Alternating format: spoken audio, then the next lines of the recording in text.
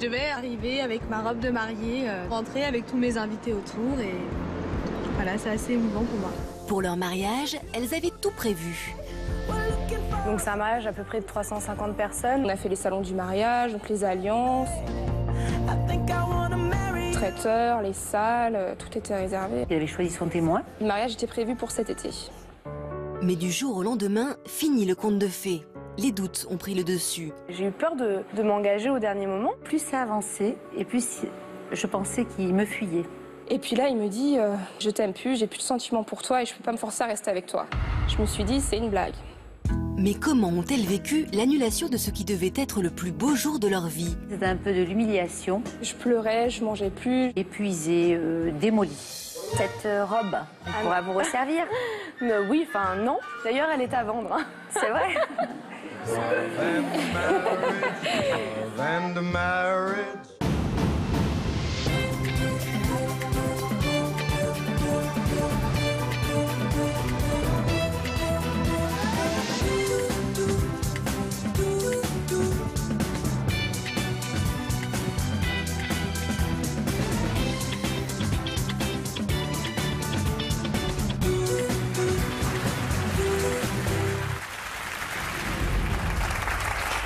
Bonjour à tous, merci de nous accueillir et merci à nos invités d'être présentes sur ce plateau. Elles avaient tout préparé, tout pensé pour que leur mariage soit le plus beau jour de leur vie. La robe, la musique, les invités, les alliances, elles en rêvaient et pourtant le conte de fées n'a pas eu lieu. Elles nous expliqueront comment leur fiancé a tout annulé au dernier moment ou comment elles-mêmes ont commencé à douter au point de renoncer à se marier. Et puis dans l'histoire continue, nous retrouvons Ludivine et Patrick qui nous diront où ils en sont aujourd'hui. Mais d'abord, ouvrons la première partie de notre émission, un rêve de petite fille. Et nous allons tout de suite commencer avec vous, Kenny. Comment avez-vous rencontré Kenny? Bonjour. Comment avez-vous rencontré celui que vous pensiez être votre prince charmant? Eh bien, je l'ai rencontré lors d'un mariage à l'étranger, donc... Tout était magnifique et voilà, on a eu le coup de foudre. Et, bel homme? Très bel homme, beaucoup de charisme, plus âgé que moi. Il ressemblait à quoi? Un petit côté Richard Gere peut-être? Pas mal. Plus âgé que vous? Plus âgé que moi, ouais. Beaucoup? 15 ans de plus. Très élégant, très classe, comme je vous ai dit, beaucoup de charisme. Et c'est vrai qu'il m'a tout de suite fait rêver parce que bon, on a passé... des moments merveilleux. Voilà, j'ai eu l'habitude de fréquenter des garçons de mon âge. Et là, le fait de fréquenter quelqu'un d'un peu plus âgé, ben forcément, il m'a montré de nouvelles choses. Et puis, c'est ce qui m'a plu, c'est ce qui m'a séduit. Donc, vous êtes tombée raide, dingue, amoureuse de lui. On peut dire ça. Après une semaine de rêve à Marrakech, quelques jours à Deauville, vous êtes rentrée à Cannes et lui à Paris. Quelle décision avez-vous prise pour mettre fin à cet éloignement? Donc, j'ai décidé d'aller vivre sur Paris. Donc j'ai fait une coloc avec un cousin à moi qui était sur Paris. Donc on n'a pas habité ensemble, mais c'est vrai que ça nous permettait de nous voir plus régulièrement. Donc j'ai passé mon bac à Paris. Donc voilà. Est-ce que l'homme qu'il était au quotidien correspondait toujours à l'idée que vous faisiez de votre prince charmant? Pas vraiment. Disons que la première année, tout était magique, mais c'est vrai que non, l'homme change forcément. Et puis, mais je m'entendais toujours très très bien avec lui. Alors, ça veut dire quoi, l'homme change? Disons que la différence d'âge faisait qu'on avait souvent un petit décalage par rapport au quotidien, hein, tout simplement. Moi, j'étais étudiante, lui travaille beaucoup, donc c'est vrai que de temps en temps, ça clashait, mais rien de méchant. Hein, alors, par exemple? Par exemple, vous voulez un exemple? Écoutez, moi j'aimais bien sortir avec mes copines et puis voilà, rentrer à Cannes les week-ends chez ma mère et m'amuser. Et forcément, lui, quand je rentrais, il était un petit peu fatigué parce que, comme je vous dis, il travaillait beaucoup. Et donc voilà, un décalage, oui, à ce niveau-là, peut-être. Donc des querelles de plus en plus fréquentes, on peut dire? De plus en plus fréquente. Donc, comme je vous ai dit, on est restés 4 ans ensemble quand même. Donc, pas la première année. Oui, un peu plus la deuxième année. Moi, j'avais du mal à m'adapter à la vie parisienne. Et c'est vrai que ma région, mon petit cocon familial me manquait beaucoup. Donc, si vous voulez, oui, j'avais un mal-être. Donc, forcément, je pense que je le faisais ressentir. Donc, ça allait plus vraiment. Non, ça allait plus vraiment. Et pourtant, il vous a quand même demandé en mariage assez rapidement. Racontez-nous comment ça s'est passé. Donc au bout d'un an, on était en vacances à Cannes, chez mes parents. Et donc, il m'a fait la demande. Bon, c'était pas prévu, hein, on sortait d'une dispute. Et il m'a fait la demande dans une chambre d'hôtel, donc il n'avait rien prévu. Il a pris un élastique dans mes cheveux et puis il m'a dit voilà, veux-tu m'épouser? Donc forcément, moi, j'en rêvais. Et puis j'ai dit oui, il n'y a aucun problème. C'était quand même pour moi l'homme idéal. Alors, je vois pas trop le rapport avec l'élastique dans les cheveux. Eh ben, il n'avait pas de bague, donc il m'a pris ma main. Ah, d'accord. Et il m'a il m'a mis l'élastique, il m'a dit veux-tu m'épouser? Il me dit j'ai rien prévu. Donc c'était quelqu'un de très spontané et plein de surprises. Voilà, il m'a beaucoup il m'a fait. C'est pas très Richard Gere. Hein. C'est vrai, mais il s'est bien rattrapé parce que j'ai une très belle bague après. Donc, voilà. Est-ce que vous avez pris le temps de la réflexion avant de répondre? Pas du tout. Vous avez dit oui tout de suite? J'ai dit oui tout de suite. J'ai dit oui tout de suite, j'étais super heureuse, j'ai tout de suite appelé ma mère, voilà, c'est bon, il m'a demandé en mariage. En fait, c'était comme si c'était attendu, enfin, je sais pas, j'étais entrée dans un engrenage où il fallait se marier, il fallait... voilà, je savais que de toute façon, il allait me le demander. Bon, pas à ce moment-là, c'est certain. Mais oui, je m'y attendais et j'étais la plus heureuse du monde, c'est clair et net. Alors, donc, vous avez commencé à vous lancer dans les préparatifs, j'imagine. Donc, il y avait des demandes particulières? Bien, si vous voulez, donc on a commencé à discuter des préparatifs. Donc, faut savoir que c'était un gros mariage parce qu'on a une grosse famille et beaucoup d'amis. Et donc, c'est un mariage à peu près de 350 personnes environ. Donc, si vous voulez, c'était le choix de l'endroit parce qu'on est tous les deux originaires du Maroc. Donc, c'était soit le Maroc, là, avec 600 invités, soit Paris. Bon, moi, j'ai eu du mal avec Paris, donc je voulais pas me marier là-bas. Ou Cannes, enfin on pensait pas trop à Cannes, donc voilà les préparatifs, on a essayé, on a fait des devis un peu de partout, et puis oui au début ça s'est bien passé, alors sauf que on s'est vite aperçu qu'il manquait quelque chose, donc il manquait un papier parce que nous sommes israélites et si vous voulez ma mère est convertie au judaïsme et mon ex-fiancé était très religieux, donc si vous voulez pour se marier à la synagogue il fallait absolument une reconnaissance. Donc il faut savoir qu'en France, ça prend beaucoup de temps, ça prend environ 7 ans. Donc moi, il était hors de question que je me convertisse et puis que je mette 7 ans à le faire. Donc il manquait ce fameux papier qui disent voilà, que je suis reconnue en tant que juive donc pour me marier à la synagogue parce que c'est le mariage, quoi. C'est vrai que c'est le mariage religieux le plus important et donc là on a commencé à faire toutes les démarches, savoir ce qui était possible de faire le plus rapidement pour être reconnue. Donc là on est entré dans un engrenage très difficile. Très difficile parce que vous vous en seriez passé, vous? Parce qu'honnêtement, au début, bon, je me suis dit, ok, on va jouer le jeu, ça va être facile, voilà. Mais puis après, j'ai réalisé qu'en fait, tout tenait à ce petit bout de papier. Ça peut paraître vraiment futile. Et c'est vrai qu'au début, je me suis dit, bah non, si même, on va tout faire pour... C'est vrai qu'après, il y avait la pression de la famille aussi, donc... Vous ne l'avez pas trouvé un peu trop radical? Ah si, totalement. Ouais. Mais au début, je vous dis, j'étais vraiment dans cet engrenage, donc je me suis dit, c'est pas grave, je vais le faire. Moi, je suis comme ça, quand je fais quelque chose, je veux le faire à fond. Et puis, mais après, oui, j'ai eu des doutes par rapport à son amour, finalement, parce que je me suis dit, bon, bah, s'il m'accepte pas comme ça, parce que voilà, c'est juste un bout de papier, c'est tout. Alors, il y a une goutte d'eau qui a fait déborder le vase, laquelle? Et bien justement, donc on était en train de discuter de tout ça. Et puis là, il m'a dit une fois, écoute Kelly, il nous faut... Donc voilà, on avait trouvé un arrangement, je pouvais me marier au Maroc, etc. Il m'a dit non, il faut que ce soit reconnu partout, en France. Et puis là, voilà, donc on a eu cette histoire, on était à l'étranger, en voyage en Israël. Donc moi, j'en ai eu marre. Et en fait, à un moment, je cherche dans mes affaires et je trouvais plus ma bague de fiançailles. Et il avait récupéré la bague. Donc j'ai décidé d'aller à Paris, de prendre toutes mes affaires et de retourner dans le sud chez mes parents. Et donc voilà, j'étais très énervée, j'étais très remontée. Et puis, donc vous êtes partie chez vos parents. Est-ce qu'il a essayé de vous joindre? Oui. Alors en fait, il m'a appelé quelques semaines après, le jour de mon anniversaire, donc le 20 août.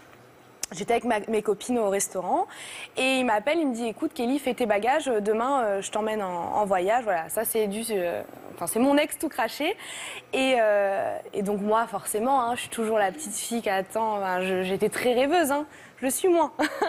Et puis si vous voulez, donc j'ai dit ok, pas de problème, mais attention, hein, tu m'as fait du mal.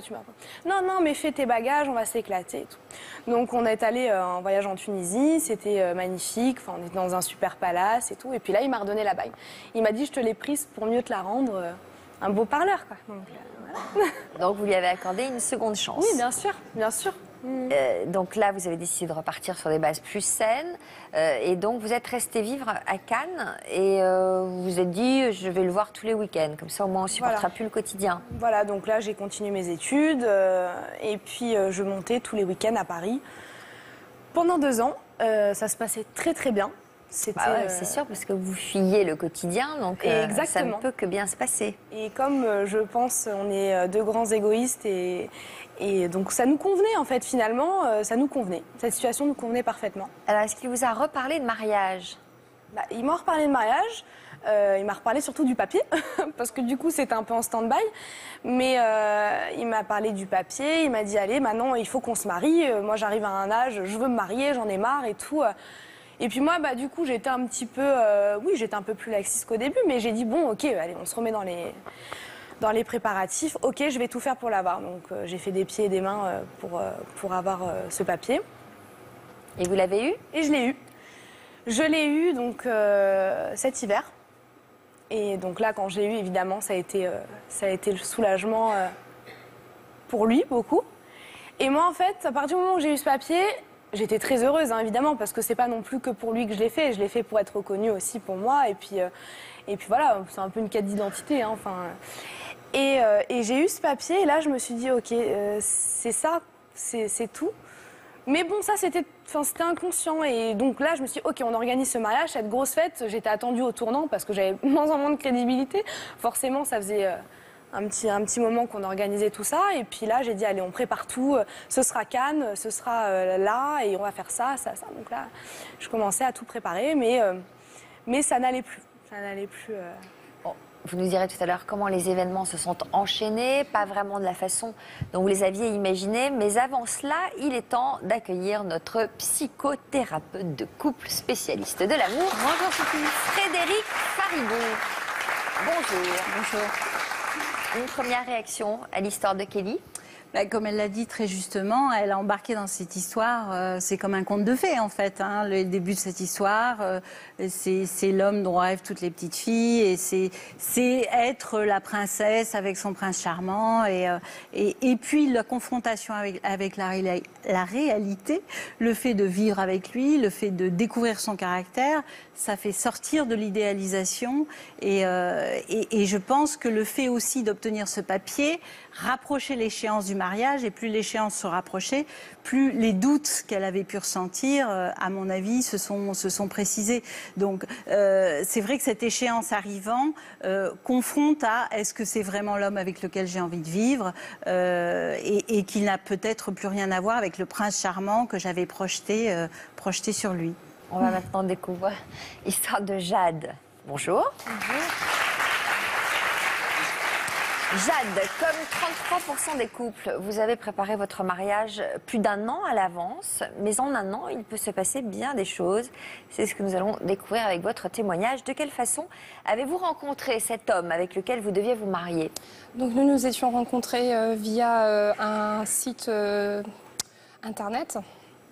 Donc lui emménageait dans la région où moi j'habitais, donc en fait il cherchait à faire des connaissances. Moi, je cherchais aussi un petit peu à rencontrer des nouvelles personnes. Donc on a très vite commencé à dialoguer. Le courant passait bien et puis voilà. Ça s'est passé comment le premier rendez-vous? Donc on a décidé de se voir au bout d'1 mois. Donc pendant 1 mois on communiquait via internet et SMS. Et donc au bout d'1 mois on s'est dit il faudrait quand même qu'on pense à se rencontrer en vrai. Voilà, pourquoi pas, ça ne coûte rien. Donc on a bu un verre ensemble. Et alors? Ça s'est très bien passé. Il y a eu pareil, le feeling était là. Voilà, on a bien discuté. C'était une agréable soirée. Dis donc, c'est que ça manque quand même d'enthousiasme, non? Tout Ben, ça. c'était voilà, c'était pas un coup de foudre non plus, mais disons que voilà, ça passait bien. À quel moment vous avez commencé à ressentir des sentiments pour lui? C'est venu en fait avec le temps. Parce que comme c'était quelqu'un de plus âgé que moi, il avait 50 plus que moi, il avait un boulot bien stable. Le fait qu'il n'était pas de ma région, mais que par son boulot, il a dû être muté. Donc il avait une mentalité quand même bien grande, on va dire. Donc c'est ça en fait que j'ai bien aimé chez lui. Mûr. C'était rassurant, voilà, ouais. Rassurant. Pour moi, c'était rassurant, oui, parce que comme je suis plus jeune, enfin, je venais d'emménager, moi, je venais de quitter le cocon familial, donc c'est sûr que d'être toute seule, c'est pas, enfin, au début, ça fait un peu peur, et c'est vrai que lui, ben, il me rassurait, enfin, il m'a fait voir les choses un peu différemment. Donc quelqu'un d'enveloppant, de rassurant. Comment vous décririez l'histoire d'amour que vous viviez avec ce garçon? Saine. Il n'y avait pas de dispute, c'était agréable, on pouvait parler de tout. Voilà, c'était vraiment très très agréable. Comment a-t-il fait sa demande en mariage? Donc sa demande en mariage, il l'a fait. Donc on était en vacances et on était donc à la mer et donc au bord de la plage. Il m'a fait sa demande et j'ai tout de suite dit oui. À quoi devait ressembler ce mariage? Ben, moi, le mariage, c'était très important par rapport à la famille, parce que je suis très famille et j'ai une grande famille, donc la famille, c'était très important. Donc, moi, c'était pas un mariage où je voulais 500 invités. Moi, c'était ma famille d'abord, sa famille aussi, hein, bien sûr, et vraiment les amis les plus proches. Parce que pour moi, c'était très important de partager ce moment-là avec les personnes qui nous sont le plus chères, donc notre famille et nos amis. Comment se sont déroulés les préparatifs? Dans quelle ambiance? Donc c'était très agréable parce que c'est moi qui gérais tout. Bah oui, parce que comme ça, je pouvais choisir parfaitement. Je trouve ça très agréable, vous, de gérer Ah oui, tout. moi j'ai bien aimé parce que justement, en fait, personne ne pouvait me rentrer dedans, personne ne pouvait décider pour moi. C'est moi qui donnais les directives. Non, c'était, franchement, j'ai vraiment aimé les préparatifs. C'était Vous très demandiez agréable. son avis quand même de temps en temps? Oui, mais il me disait, écoute, tu fais comme tu veux, c'est toi la fille, t'es plus là-dedans. Alors que non, pas du tout. Mais voilà. J'avais carte blanche et puis après, bon, je lui disais quand même, voilà, tiens, j'ai pensé à ça. Après, bon, lui s'en fichait un petit peu, quoi. Alors que vous vous affairiez à la préparation de ce grand jour, votre belle famille est venue passer une semaine chez vous. Est-ce que vous les aviez déjà rencontrés auparavant? Oui. Donc on était déjà partis en vacances 2 ou 3 fois, quelques jours, juste chez lui, donc chez ses parents. Et en fait, eux, ils venaient chez nous donc, pour la première fois. Pour voir comment se déroulaient les préparatifs du mariage, parce qu'étant donné qu'il y avait quand même la distance, ils n'ont pas pu participer grand-chose. Donc c'est ma famille qui s'est occupée des gros préparatifs, notamment le traiteur, les salles, de réserver les salles, toutes ces choses-là. Et donc ils sont venus pour voir un peu où ça en était, choisir officiellement les menus, enfin voilà quoi. Et voir un peu où nous on vivait, parce que du coup, depuis qu'on était ensemble, ils étaient jamais venus, quoi. Et alors, comment ça s'est passé avec eux? Affreux. Pourquoi? Notamment comme quoi il fallait vraiment que je pense à faire un régime avant le mariage parce que j'étais trop grosse. Notamment quand j'ai montré ma robe de mariée, enfin quand j'ai été dans ma robe de mariée pour la présenter, c'est ce qu'on m'a dit. Ouais. Comment vous avez réagi? Ben, sachant que j'ai un caractère très fort, sur le coup, ça a été... on se sent bête, quoi. Parce qu'on est là, moi j'étais contente dans ma robe, et puis se prendre une réflexion comme ça, enfin... Vous avez parlé à votre fiancé? Oui. Qu'est-ce qu'il a dit? Ben, il ne comprenait pas du tout, en fait, pourquoi le comportement était comme ça, pourquoi il y avait des réflexions comme ça en permanence. Mais c'est vrai qu'après, par rapport, quand il y a eu cette histoire avec sa famille, j'aurais aimé pas qu'ils prennent ma défense, mais qu'ils disent un petit peu quelque chose, parce que moi j'estimais que c'était pas à moi de mettre entre guillemets les points sur les i par rapport à tout ce qui s'était passé cette semaine-là, quoi. Parce que cette semaine-là, il y a eu un soir où on a eu un repas avec ma famille, donc on avait présenté les deux familles ensemble, donc on avait fait un repas et ça s'est très mal passé. Entre qui et qui? Entre sa famille et ma famille. Parce que sa famille, il y a une personne qui d'un coup a commencé à faire un scandale. Et en fait, nous, donc sur quoi? mon fiancé, un scandale sur quoi? sur le mariage en fait. Qu'il nous avait déjà envoyé de l'argent durant les préparatifs qu'on avait utilisé pour payer déjà certaines choses, parce qu'il ne faut pas oublier que les alliances étaient déjà achetées, la robe était payée. Donc c'est vrai qu'au fur et à mesure, s'ils nous envoyaient de l'argent, on leur disait, ben voilà, on a utilisé cet argent pour ça. Moi, je les tenais toujours informés, je leur faisais un compte-rendu toutes les semaines. Et donc ça a été interprété qu'en fait l'argent ils ne savaient pas où ça passait du coup on avait qu'une hâte, c'était que tout le monde reparte chez soi et qu'on soit tranquille en fait chez nous. Et donc c'est ce qui s'est passé.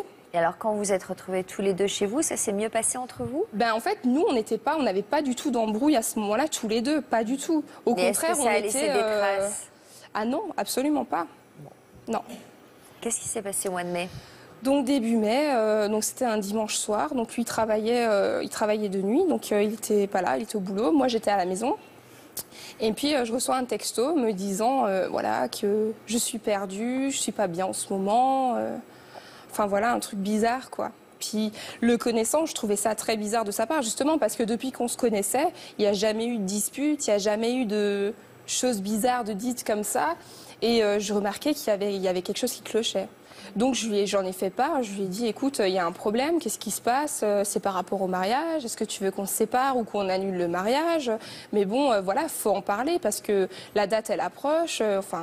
Puis il me dit non, t'inquiète pas, il y a rien. Puis moi, si borné, je lui dis non, je sens qu'il y a quelque chose, dis-moi la vérité. Je préfère que si il y a un problème, tu me le dises tout de suite, plutôt qu'on attende et que après, boum, voilà quoi, ça explose.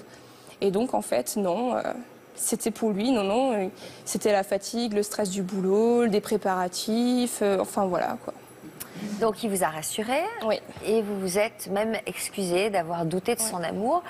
Comment a-t-il réagi lorsque vous êtes, vous, excusé?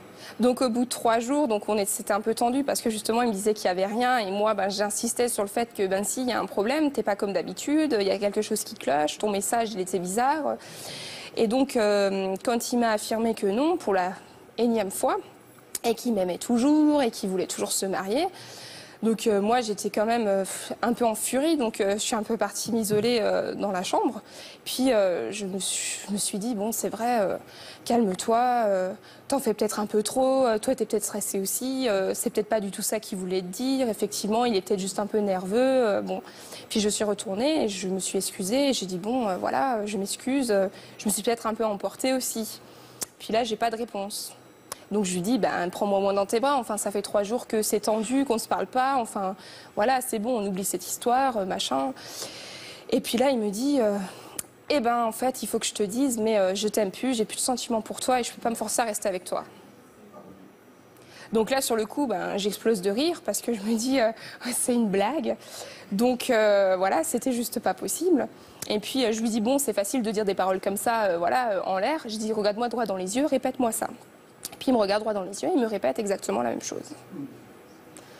Donc là, sur le coup, j'ai pas compris. Je me suis dit, c'est une blague. Et puis...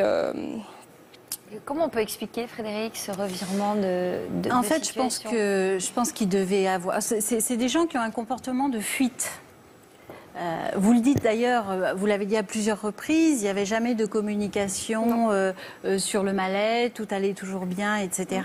Donc vous avez eu face à vous quelqu'un qui avait une difficulté à mettre en mots ses malaises, qui devait avoir des doutes depuis un moment et qui n'arrivait pas à exprimer. Et le fait que l'échéance approche se retrouve quand même comme dans un cul-de-sac en fait, acculé et ne pouvant plus reculer devant quelque chose, une évidence intérieure, obligé à un moment donné de dire ce qui se passe et qu'il n'a plus envie de se marier. Vous nous raconterez tout à l'heure si vous avez réussi à le faire changer d'avis. Chira, bonjour. Bonjour. En quoi l'histoire de Jade fait-elle écho à la vôtre?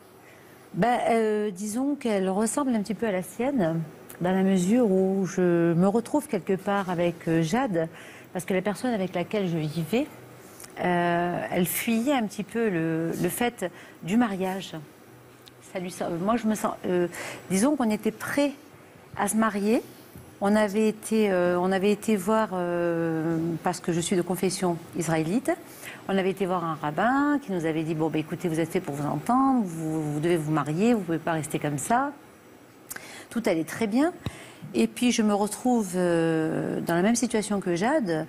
Et plus ça avançait, bon, il m'avait offert une très jolie bague de fiançailles, voilà. Une bague de mariage aussi. On devait se marier, donc c'était prévu puisqu'il avait choisi son témoin. Et puis, plus ça avançait, et plus je pensais qu'il me fuyait. Que représentait l'institution du mariage pour vous? Ah, pour moi, le mariage, c'est très important. Disons que le mariage, c'est, on bâtit ensemble, on construit ensemble, on vit ensemble, on se fait confiance. Il y a énormément de qualités.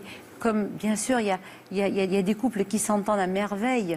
Mais je veux dire par là que le couple, pour moi, le mariage, c'est vraiment l'essentiel dans un couple. Alors, lequel des deux a parlé mariage en premier?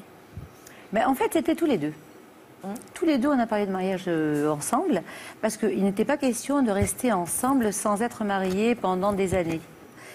Et puis, du jour au lendemain, j'ai plus rien compris. Je me suis sentie, si vous voulez, quelque part rejetée. Pourquoi? Je ne le sais pas pourquoi. Est-ce que c'est la peur du mariage qui avançait? Donc là, vous aviez déjà prévu de vous marier à ce moment-là? Tout à fait. Donc, Tout à en fait, fait. vous avez ressenti ça combien de temps avant le mariage? Oh, on va dire peut-être un mois ou deux avant. Qu'est-ce qui avait changé concrètement dans son comportement? C'est la personne. Je ne sais pas. Je ne sais pas. Est-ce que. Ça se traduisait comment? L'ignorance totale. Voilà, ça a été du jour au lendemain. Je suis allée à l'étranger pour voir ma fille parce que maintenant elle habite l'étranger. Et quand je suis rentrée, j'ai compris qu'il avait beaucoup changé. Et à partir de là, c'était l'ignorance sur ignorance sur ignorance. Je rentrais du travail. Pourquoi il changeait? Il répondait quoi? Vous avez dû lui poser des questions. Écoutez, ouais, je lui ai posé la question. Je lui ai dit, écoute, qu'est-ce qui se passe et tout ça. Bon, il y avait quelques frictions. Il y avait quelques frictions entre nous, mais rien de méchant. Mais non, il avait complètement changé. Pour moi, il y avait quelque chose qui s'était passé entre-temps pendant mon voyage. Et puis, il avait quelqu'un d'autre dans sa vie? Je ne sais pas. Vous avez pris la décision de... J'ai pris la décision de partir de la maison parce que je vivais avec lui, parce que j'avais quitté mon appartement et bon, il m'avait demandé de vivre chez lui parce qu'on devait se marier, on devait concrétiser ensemble, on devait faire plein de choses ensemble, avancer ensemble et je suis tellement, si vous voulez, pour le mariage que bien sûr j'avais vécu avec lui et donc du jour au lendemain, voir quelqu'un qui vous ignore complètement, qui mange avant que vous rentrez, qui vous ignore, c'est un problème, c'est sûr. Voilà. Donc alors, à la fin, je me suis dit... retenir? Pardon? Quand vous avez décidé de partir, est-ce qu'il a tenté de vous retenir? Pas du tout. Pas du tout. Ça a été le désespoir total. Voilà. On a peut-être été bien inspiré, non, Frédéric? Oui, oui. Mais même si c'est vrai qu'il aurait été bien, plutôt que d'instaurer un rapport de force, de partir pour quelque part provoquer quelque chose. Je pense que vous avez voulu le faire réagir, mais du coup, il en a profité. Il a profité de l'occasion pour rompre. Donc peut-être il aurait été bien aussi de discuter pour qu'il puisse mettre des mots et finalement que ça se passe d'une manière un peu plus correcte. Parce que là, du coup, vous êtes resté je suis restée avec l'ignorance totale. Oui, et puis, bon, écoutez, à un moment donné, on se fatigue. Au bout d'un mois, on se fatigue et on se dit, bon, on ne sert à rien ici. Bon, il vaut mieux qu'on parte. Kelly, votre mariage, vous le rêviez fastueux, 350 invités dans un grand hôtel de Cannes, une robe de princesse. Est-ce que votre fiancé partageait les mêmes envies que vous? Bien, je le pensais. Au début, oui, il m'a toujours dit, tu auras le mariage de tes rêves, tu auras le mariage que tout le monde fait, parce que c'est vrai que culturellement, on fait des gros mariages. Il avait déjà été marié, lui? Non, pas du tout. Et après, non, il s'est pas investi et bizarrement, en fait, il m'a beaucoup déçue et je pense que ça a été aussi... Alors, pourquoi il vous a déçu? Parce qu'il ne s'investissait pas du tout. Bon, il est vrai que moi, j'adorais tout organiser toute seule. C'était ma ville. J'ai pas mal de contacts sur Cannes. Enfin, je connaissais, je savais où j'allais. Et puis au début, il m'a laissé faire. Bon, on avait un budget, forcément, à respecter, un budget déjà assez important. Et en Combien fait, c'était un mariage qui coûtait 70 000 €. Donc, c'était un beau mariage. Et donc, en fait, le manque d'investissement de sa part, quand je l'appelais et que j'étais un peu euphorique, donc voilà, là on fait ça, on va faire ci, j'ai eu ah bon, mais c'est un peu cher. Enfin, j'écoute, tant que je suis dans le budget, laisse-moi faire, t'inquiète pas, parce que c'est aussi mon métier, je travaille dans l'événementiel aussi, donc je sais ce que je fais. Et puis, je sentais comme des bâtons dans les roues à chaque fois que je l'appelais ou quand je montais de moins en moins à Paris. Donc, parce que je passais ma licence et puis qu'en même temps, j'organisais donc le mariage et j'avais pas trop le temps de monter. Et donc, je lui faisais des comptes rendus. Hein. Mais il n'était jamais content, en fait. Jamais. Ah non, ça va pas. Oh, t'es sûre Et puis, je disais, à un moment, j'ai dit, mais tu veux ce mariage? Enfin, je comprends pas. Tu m'as pas trouvé dans la rue. J'ai le droit aussi à un mariage comme ça. Il m'a dit, oui, bien sûr, il n'y a pas de problème. Puis finalement, chanter... je sais pas si c'était de la peur, enfin je sais pas. Mais les désaccords ne portaient que sur les préparatifs du mariage? Oui, parce qu'il n'y avait plus autres désaccords. J'avais mon papier, j'étais reconnue. Et vous ne le voyez jamais, donc... Et je le voyais jamais, c'est pas faux. Donc finalement, ça arrange certaines situations. Tout parfois. À fait. Voilà, il me soutenait pas en fait. Et je me suis dit, ça fait beaucoup quand même. Je me suis vachement investie et j'ai eu l'impression que c'était que d'un sens. Alors pendant combien de temps cette situation et ces doutes ont-ils duré? 5 mois. Pendant 5 mois, donc c'est vrai que c'était très paradoxal parce que j'organisais vraiment tout, donc j'étais là, annoncer à tout le monde, voilà, ça va être telle date, ça va être ça, et puis en fait, il y avait une petite voix dans ma tête, par exemple, un truc tout bête, une petite anecdote, je vais chez ma coiffeuse et puis donc on s'organise pour elle me dit voilà, donc j'arrive à telle heure, etc. Puis en fait, je me suis dit, mais tu vas pas te marier, Kelly. Je le savais, inconsciemment, je le savais. Mais je dis oui, ok, pas de problème. Donc, puis je sais pas, voilà, il y avait cette petite voix. Il faut toujours écouter sa petite voix intérieure, Frédéric. Oui. Vous nous le dites souvent. Je suis d'accord. Bon, alors, donc, à quel moment vraiment avez-vous commencé à vous dire, je vais quand même lui poser un ultimatum? À quel moment? Combien de temps avant le mariage? C'était en plein festival de Cannes, donc c'était au mois de mai. Et le mariage était prévu pour quand? Pour le 31 octobre. D'accord. Enfin, c'était sur une semaine, donc... le mariage? Oui, sur le mariage, sur une semaine. Donc voilà, je passe tous mes examens. Puis pareil, pas trop de soutien non plus pour mes examens. Donc, et là, je commence à vraiment douter. Et là, je lui dis, bon, écoute, j'en peux plus, je m'investis trop. Puis c'est vrai que j'étais vachement soutenue aussi. J'ai une super famille. Hein. Et c'est vrai que, sans trop m'influencer, on me disait, écoute... c'est que dans un sens, donc ça a plu. Et là, je commence à réaliser, je dis ok, d'accord. Et puis je lui dis, écoute, c'est terminé. Donc je monte de moins en moins à Paris, puis je commence à sortir beaucoup. Je sors, je vois, enfin voilà, je suis avec des jeunes de mon âge, on s'amuse, c'est Cannes, c'est le début de l'été, tout en restant très sérieuse, mon mariage. Et puis je monte à Paris, et là, je rentre dans l'appartement et je me dis... ok, il y a un trop gros décalage. Lui, il était crevé, il travaillait beaucoup. Moi, j'étais là, super motivée. Alors, le mariage, hein? Et puis, voilà, je sors, je suis allée là, à tel endroit. Et en fait, il m'écoutait, il me regardait. Puis là, je l'ai regardé. Et puis, j'ai regardé l'appartement et je me suis dit, ok, c'est la dernière fois que je viens ici, je le sais. J'ai eu peur de m'engager au dernier moment. Et puis, je suis rentrée à Cannes. Et quelques jours après, je l'ai appelé en lui disant, écoute, voilà, je pense que c'est terminé. Il m'a dit, ok. Il n'a pas tenté de vous recontacter? Non, j'ai reçu un texto. Bon, il a tenté très rapidement, un petit texto quelques jours après, me disant qu'il souffrait terriblement. J'en doute fort, mais enfin bon, je suppose que ça n'a pas été facile non plus. Mais en fait, je pense que je lui ai rendu service aussi parce que... Mais comment vous l'expliquez? En fait, il s'est rendu compte de votre décalage, de votre différence d'âge. Il n'osait pas vous dire les choses telles quelles ou... Je pense que déjà, il avait peur du mariage. Je pense qu'il a toujours eu peur du mariage. Et puis, oui, il s'est rendu compte, c'est quelqu'un de très intelligent, donc il s'est rapidement rendu compte de vos différences. De nos différences et puis de mon changement de comportement finalement à cause de ça.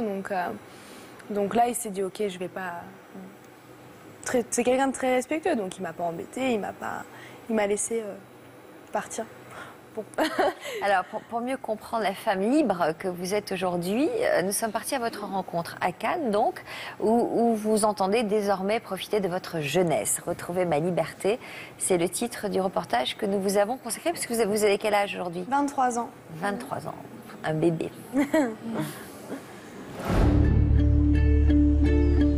Cannes, sur la Côte d'Azur. C'est dans cette synagogue que Kelly, 23 ans, aurait dû se marier aujourd'hui même. Voilà, il est 15h et je devais arriver avec ma robe de mariée, rentrer avec tous mes invités autour et voilà, c'est assez émouvant pour moi. C'était mon rêve de jeune fille d'avoir un beau mariage dans cette synagogue. Et voilà, de l'annuler, je ressens vraiment le moment difficile donc de cette journée et puis je réalise en fait. Pourtant, la jeune femme avait imaginé un mariage de princesse. Bonjour mon cœur. C'est dans l'une des salles d'un prestigieux casino cannois qu'elle avait prévu de recevoir ses 350 convives. Bonjour. Comment ça va? Ça va et vous? Ça va bien, Oui, ça va bien. va. Bonjour. Pour ce mariage, j'imaginais grandiose. Donc, thème couleur, c'était rose et blanc. Donc, avec un énorme centre de table, avec des belles roses. Kelly, quand elle préparait son mariage, était très excitée, très enjouée. À un moment donné, j'en avais marre, c'était too much, c'était trop. Mais Kelly a pris peur au dernier moment et a fait machine arrière. Elle ne se sentait pas du tout prête pour le mariage. C'est vrai que je suis assez jeune. J'ai 23 ans et mon ex-fiancé avait 15 ans de plus que moi. Quand elle a décidé d'annuler son mariage, j'ai trouvé ça très courageux et j'étais très fière de son niveau de maturité. Je respecte ses choix.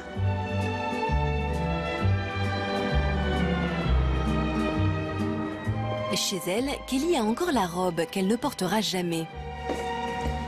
Bon bah voilà, ma robe de mariée. Très jolie robe pour le grand jour. Une belle robe de princesse comme je voulais. Ah oui. La robe de mes rêves, voilà, que je devais mettre aujourd'hui.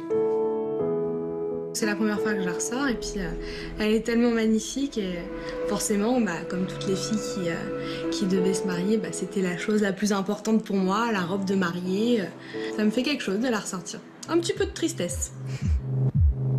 Pourtant, libérée d'un poids, Kelly veut désormais aller de l'avant. Et aujourd'hui, elle a bien l'intention de profiter pleinement de sa jeunesse. Vaut mieux que tu te sois rendu compte des choses avant qu'après le mariage. Oui. C'était logique. Je me suis dit, c'est arrivé à un moment où c'était plus possible, quoi, donc pas de regret.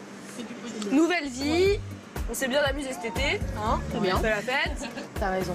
Et puis, comment ne pas profiter de cette jeunesse? Comment tu veux que je fasse ça si je suis mariée et j'ai des gosses? Ça m'a fait un peu bizarre. Quand Kelly m'a dit qu'elle annulait son mariage, j'ai pas été très étonnée. Je la voyais de plus en plus terne, un petit peu triste. Je pense que pour elle, ça a été une dure décision qui devait trotter dans sa tête depuis plusieurs mois.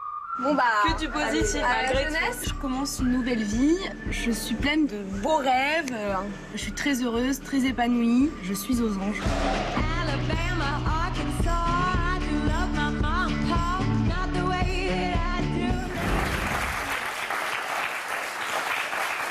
Pourquoi vous la remettriez pas, cette robe? Elle pourra vous resservir. Oui, enfin non. non, je pense que... Bah, si un jour vous vous mariez. Oui, c'est certain, mais j'en prendrai une autre. Ah bon? Oui. C'est vrai. C'est trop de souvenirs maintenant, donc... D'ailleurs, elle est à vendre. Hein. C'est vrai. C'est marrant ça, moi je l'aurais réutilisé, hein. Il faut amortir. Non. Bon. Alors, on va maintenant se tourner vers Anne. Quelle est votre position, vous, sur les préparatifs du mariage? Alors moi, c'est une histoire un peu, enfin même totalement différente, parce que j'ai rencontré mon mari à 32 ans. Donc j'avais déjà 2 enfants, j'avais déjà vécu 3 grandes histoires sans jamais me marier. Et nous, ça a été complètement différent, quoi. On s'est mariés, en fait, 1 an jour pour jour après notre rencontre. Qu'est-ce qui vous a donné envie d'aller plus loin avec lui? C'était une évidence. C'était ma moitié. Comme je dis, il s'appelle Stéphane, je m'appelle Anne. Je suis la moitié. Et c'était une évidence. Quand on s'est connus, c'était... voilà. Je crois que j'avais pas su ce que c'était que l'amour avant de le rencontrer, lui. Alors, vous lui avez fait une demande. Je lui ai envoyé un texto, il était au travail, et je lui ai dit « Est-ce que tu veux m'épouser ?» Ah, c'est vous qui l'avez demandé en mariage? Au bout de 15 jours. Et il m'a répondu « Bah oui, pourquoi pas, dis-moi la date. » Alors, comment ça s'est passé le jour de votre mariage? Ça s'est passé très, très bien, parce qu'en fait, on va dire que niveau préparatif, on a eu l'enterrement de vie de garçon et de vie de jeune fille.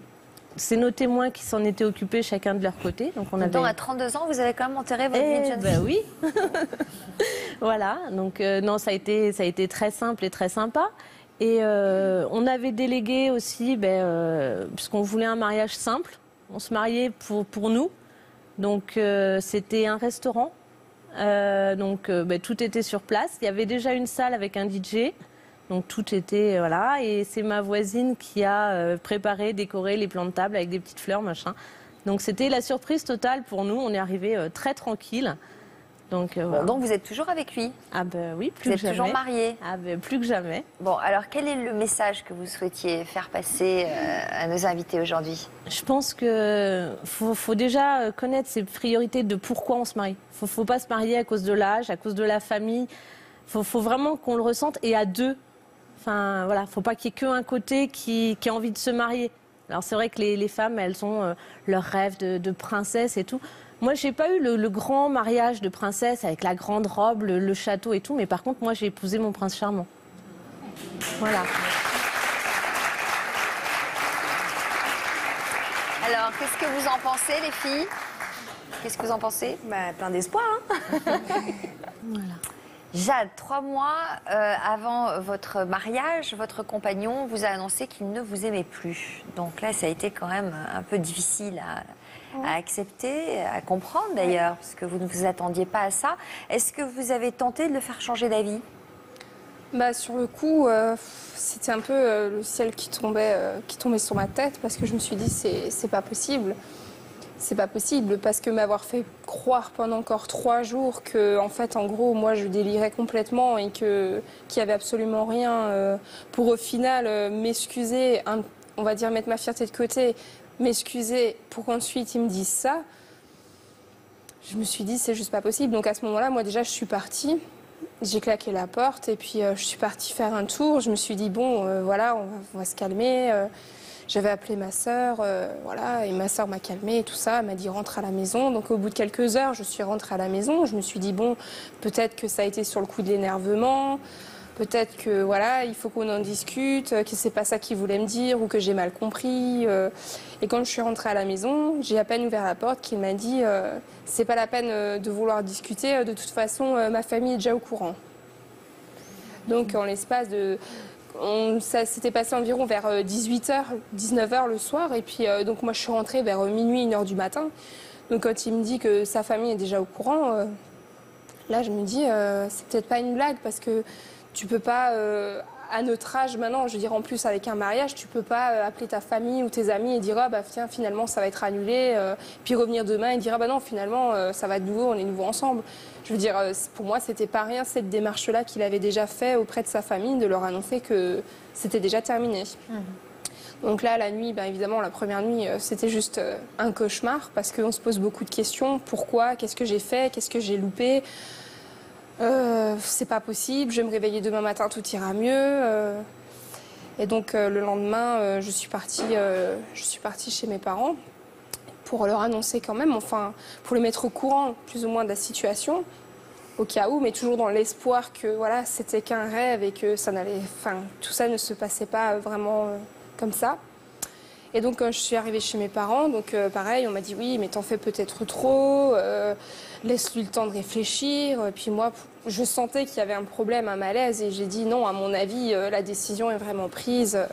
Donc ils m'ont dit écoute, reste là ce soir, retourne demain le voir, et puis peut-être que le fait d'être séparés une journée, une nuit, ça va vous faire réfléchir chacun de votre côté, et puis vous pourrez avoir une vraie discussion demain. Et alors finalement? Et quand je suis arrivée le lendemain matin donc, à l'appartement, donc, qui était autant chez moi que chez lui, puisqu'on avait l'appartement, on avait pris ensemble, quand j'ai ouvert la porte d'entrée, parce qu'à ce moment-là j'avais encore la clé, heureusement. Quand j'ai ouvert la porte d'entrée de l'appartement, toutes mes affaires étaient dans des cartons et dans des sacs jetés dans l'entrée. Très sympathique. Donc là, pareil, on se dit juste, c'est pas possible. Enfin, je veux dire, voilà, je suis chez moi, mais ça vient d'arriver. Bon, donc là, au bout d'un moment, vous êtes dit... Là, oui, mais je veux dire, sur le coup, c'est tellement... tu te dis juste, c'est pas possible, quoi. Je veux dire, avant-hier, on se prend la tête. Hier, c'est un peu tendu, je suis partie chez mes parents. Ce matin, je viens pour essayer de voir, pour discuter. Et j'arrive, toutes mes affaires sont dans des sacs jetés comme ça dans l'entrée. Bon, donc est-ce que là, vous êtes résolu à tout annuler? Ah oui, là, les démarches étaient lancées. Hein. Donc c'est vous qui avez annulé? Ben oui, parce que lui s'occupait d'absolument rien. Oui. Qu'est-ce qui a été le plus difficile? Le plus difficile, ça a été de devoir tout gérer, en fait. Sachant que c'est lui qui a pris la décision de tout arrêter. Ça a été difficile pour moi de devoir faire les démarches en fait à sa place, d'assumer à sa place. Vous auriez dû le laisser annuler. Bah non, parce que le problème c'est que voilà, ce jour-là, quand je suis passée à l'appartement, que les affaires étaient dans les sacs, donc on a tout de suite prévenu ensuite la mairie, tout ça, parce qu'il fallait quand même tout annuler. Heureusement, parce que donc c'était un vendredi, le lundi, les bancs devaient être publiés. Les catalogues, enfin pour les gens de la ville, devaient être envoyés, enfin pour faire déclarer le mariage, tout ça. Donc moi j'ai dit non, vous enlevez ça, je ne veux pas que ça figure. Enfin vous pouvez pas envoyer ça aux gens, quoi. Donc au niveau de ça, j'ai eu de la chance. Parce que voilà, on va dire, ça s'est joué à même pas 24 heures. Est-ce que vous avez compris ce qui s'était passé dans sa tête? Non. Il y avait quelqu'un d'autre? Donc c'est ce que j'ai supposé, c'est ce que tout le monde m'a dit. Lui m'a affirmé que non. Peu importe, de toute façon, voilà. Alors, vous en êtes où aujourd'hui? Donc aujourd'hui, j'ai tourné complètement la page. Vous avez mis combien de temps à pouvoir tourner la page? 2 Ça mois. a dû être dur. 2 mois. 2 mois. Mais parce qu'en fait, il s'est passé tellement de choses à partir du moment où, en fait, il m'a jeté dehors. Notamment par rapport aux préparatifs du mariage, parce qu'on avait quand même fait 1 mois avant ça, on avait quand même fait un prêt ensemble à la banque, on avait un compte commun. Enfin, je veux dire, voilà, moi je me retrouve avec tout sur les bras. C'est mignon, mais bon. Donc courir après les papiers, courir après ses signatures. Enfin voilà. Enfin, je veux 2 dire, mois, si vous êtes remise en 2 mois, quand même, oui, c'est pas mal. Parce que ça m'a tellement foutu la haine, en fait. J'étais tellement mal pendant ces 2 mois, parce que je pleurais, je mangeais plus, je dormais plus. Qu'au bout d'un moment, je me suis dit non, lui, il s'est bien foutu de moi. Lui, il fait sa vie, il s'en fout, il n'a pas eu à assumer le regard des gens, tout ça. Moi, j'ai dû tout faire. Et je me suis dit, j'ai pas envie je suis jeune, j'ai 22 ans, je vais pas me gâcher la vie pour ça. Et voilà, ma vie, elle continue. J'ai envie d'avancer. Elle continue, apparemment, ça a l'air d'aller pas mal. Si oui. Je vous observe de près. Oui. Parce que j'ai rencontré quelqu'un et puis combien de temps après? Les 2 mois après, en fait. Ah bon. 2 mois après, par hasard aussi, on a commencé à discuter. Et puis, dans la foulée, l'annonce de la grossesse est tombée. Et puis, on en a longuement discuté parce que par rapport à mon histoire, il est au courant. Hein, et puis, moi, au début, je me suis dit, mon Dieu, mais qu'est-ce qui va encore m'arriver? Vous avez pu faire confiance facilement? Après... Parce que ça vous est arrivé, pardon, par hasard de tomber enceinte ou c'était voulu? En fait, non, le bébé n'était pas voulu. Non, c'était pas. Enfin, je veux dire, c'était pas. On n'a pas décidé. Tiens, on va faire un enfant. Non. Je veux dire, voilà. Bon, je suis tombée enceinte. Après, voilà, c'était la question. C'était on garde ou on garde pas, quoi. Ah ouais. Et de là, on s'est dit, voilà. Parce que vous êtes tombée enceinte combien de temps après avoir rencontré ce jeune homme? Enfin, je suppose que c'est un jeune homme. Oui, oui. Pareil, dans la foulée. D'accord. C'est assez vague. Mais en fait, il m'a rassurée tout de suite. Le fait déjà que ça faisait pas longtemps qu'on se connaissait et que quand je lui ai annoncé en fait la grossesse, c'est sa réaction en fait qui m'a réconfortée. Oui, parce qu'il a tout de suite, il m'a pas du tout jeté ou quoi que ce soit. Au contraire, c'est lui qui a tout de suite dit, écoute, voilà. Est-ce que vous allez vous marier avec lui? Est-ce qu'il vous a demandé en mariage? Non. En fait, on en a déjà parlé. Mais lui ne serait pas contre, a priori. Moi, c'est pas que je suis contre, c'est juste que j'ai peur. S'il me demande, je dirais pas non. Ah bon? Je pense pas. Ah. Bon. Parce que je suis pas contre de me marier. Mais ce que j'ai peur, en fait, c'est du moment où il y aura la demande jusqu'au jour J, le temps. C'est ça, en fait, qui me stoppe un peu. Enfin, de toute façon, dans l'immédiat, non, on laisse arriver bébé. Un petit conseil de Frédéric, peut-être? C'est normal, en fait, d'avoir peur quand on a vécu un traumatisme pareil. Après, je pense que dans toute épreuve, il y a une clé, il y a un enseignement. Donc là, peut-être l'enseignement, c'est de dire tous ces préparatifs que j'avais fait toute seule, tout ce que j'ai porté seule, et bien là, pour me rassurer, il faudra les faire vraiment ensemble et voir que c'est vraiment une décision partagée à deux. Deux questions, Frédéric. C'est important, après avoir été trompée comme ça, un peu abusée, d'éprouver de la colère pour mieux rebondir? Ben, en tous les C'est cas, important d'en passer par là? Ben oui, c'est une étape, comme dans un deuil. Enfin, c'est un deuil d'ailleurs. Une séparation, c'est un deuil, et la colère en fait partie. C'est une étape. Et le fait que ce soit allé aussi vite, c'est pas dangereux? C'était pas une histoire passionnelle. L'histoire que vous viviez avec ce garçon. C'était une belle histoire. C'était une belle histoire, Oui. mais en même temps, une histoire où il n'y avait pas suffisamment de dialogue pour dire réellement les malaises et ce qui n'allait pas. Donc, ce qui explique que vous avez pu passer à autre chose finalement rapidement, et cette colère contre lui vous a aidé. Oui. Chira, c'est également votre fiancé qui a mis un terme à vos rêves de mariage, en vous faisant comprendre que manifestement vous étiez de trop dans sa vie à un moment donné. Donc c'est vous qui êtes parti quand même, hein, quand vous vous êtes rendu compte qu'il changeait complètement de comportement. Vous aviez le cœur brisé? Ah, tout à fait. J'ai été, si vous voulez, très fatiguée, épuisée, démolie, on va dire. Il devait vous manquer, j'imagine, si vous il me l'aimiez. manquait, bien sûr. Sur le moment, j'avais un peu de haine en disant, tiens, je ne devais pas compter trop dans sa vie. Alors bon, j'ai bien fait d'être partie. Et après réflexion faite, au bout d'un mois à peu près, je me suis dit, tiens, regarde, finalement, il me manque. Qu'est-ce que je fais dans ce petit appartement? Je commençais à gamberger, je commençais à m'en vouloir. Est-ce que j'ai mal fait? Est-ce qu'il y a quelque chose à me reprocher? Mal fait quoi, d'être partie? Oui. Une fois que j'étais partie, j'avais vraiment de la peine parce que je me disais, on aurait pu être ensemble, j'aurais pas dû partir. J'aurais dû tenir, j'aurais dû accepter peut-être certaines choses. Ouais, j'aurais dû peut-être accepter certaines choses. Vous pensez toujours ça aujourd'hui? Pardon? Vous le pensez toujours aujourd'hui? Aujourd'hui, je pense peut-être moins parce que bon, je souhaiterais quand même avancer. Alors, donc, vous vous êtes dit ça et ça s'est traduit par quoi? Vous avez été très mal. J'étais très mal. J'étais là à lui demander des explications par téléphone, par texto, pas de réponse, rien du tout. Je l'ai eu une seule fois au téléphone. J'ai été le voir à la maison. Je lui ai dit, écoute, quand même, on peut pas se séparer comme ça. C'est pas possible. On allait super bien ensemble. On était très heureux. Bon. Et qu'est-ce qu'il vous répondait? Non, il me disait non. Bon, désolée, c'est non. Ok, je repartais chez moi, plus effondrée qu'auparavant. Et puis là, aujourd'hui, je repense à refaire, si vous voulez, surface. Moi, ce que je veux aujourd'hui, c'est rencontrer l'homme qu'il me faut, et puis me marier, et puis envisager plein de choses avec lui, voyager, profiter de la vie. Vous avez commencé à vous en sortir combien de temps après votre séparation? On va dire 8 mois. D'accord. 8 mois. Au bout de 8 mois, vous vous êtes à nouveau ouverte à la vie. Tout à fait. Et aux rencontres. Tout à fait. Et vous en avez rencontré? Ouais. On va pas dire non, on va pas dire ouais, mais ça n'a pas été vraiment, ça n'a pas été vraiment des rencontres concrètes. Bon, mais vous y croyez encore? Ah, tout à fait. Je crois tout à fait au mariage. Je suis pour. Et si demain je rencontre quelqu'un, je suis pour le mariage. Et si vous demandez en mariage, vous n'auriez pas une petite hésitation? Pas du tout. Si je m'entends, pas du tout. Au contraire, je ne serais que plus heureuse. Bon, très bien. Parce alors que ça serait peut-être quelque part une vengeance. Ah, vous en êtes encore au truc de vengeance. Je sais pas si c'est bon. C'est-à-dire que je veux gagner. Je veux gagner, je veux être si vous voulez. Je suis pas sûre que ce soit terrible, ça, d'être dans cet état d'esprit, Frédéric. Pas forcément, parce que ça veut dire qu'il y a quelque chose de cette histoire qui n'est pas encore résolu, si vous êtes encore dans cette idée de vengeance.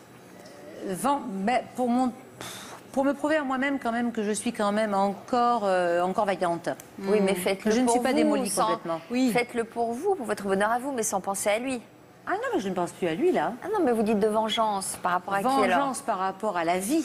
Bon, par d'accord. rapport à la vie, par rapport à tout ce qui s'est produit, voilà. Très bien. Et s'il nous regarde aujourd'hui? Pardon? S'il nous regarde aujourd'hui. S'il nous regarde aujourd'hui. Vous lui dites quoi? Bof, c'est du passé. Merci à toutes d'être venues nous faire partager votre expérience.